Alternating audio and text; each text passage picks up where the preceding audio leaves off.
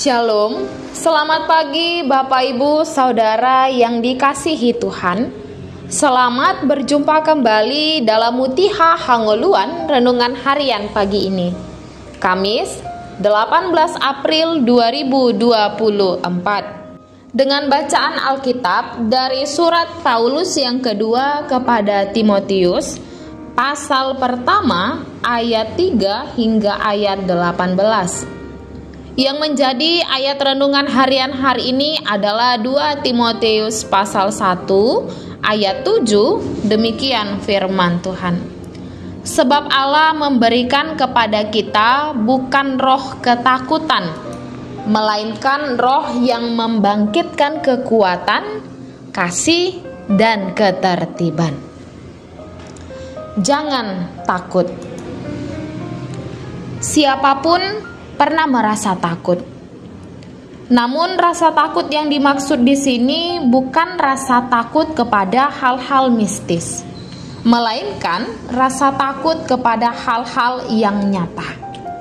Contohnya, kita pernah merasa takut kalau tidak dianggap di tengah-tengah ruang lingkup tertentu, sehingga kita tidak menjadi diri kita sendiri.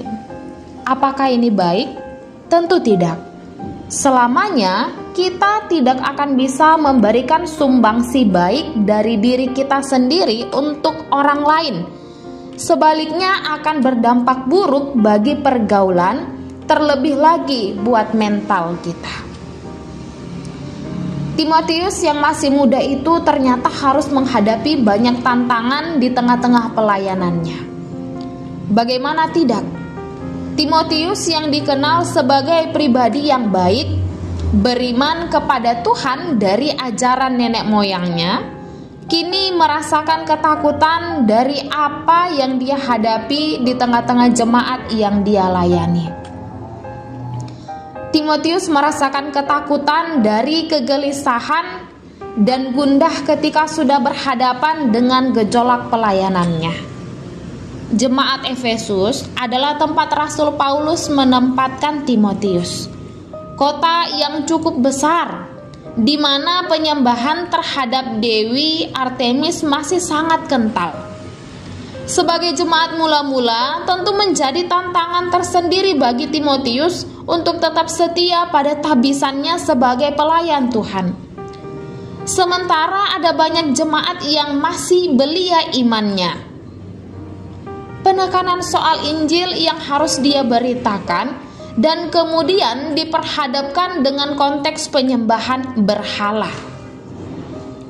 Belum lagi soal kesatuan umat dalam ruang lingkup berbeda yang membuat dia sulit untuk mengobarkan semangat pelayanannya.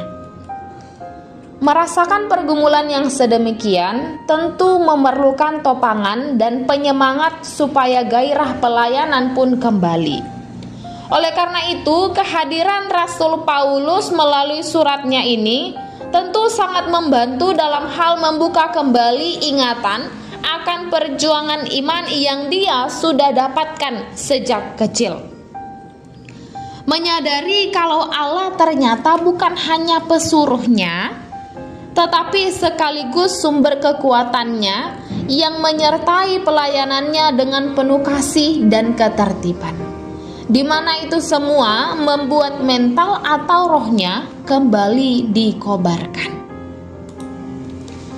Saudaraku, dimanapun kita berada saat ini, dan apapun persoalan yang kita hadapi saat ini, percayalah kita tidak sendiri.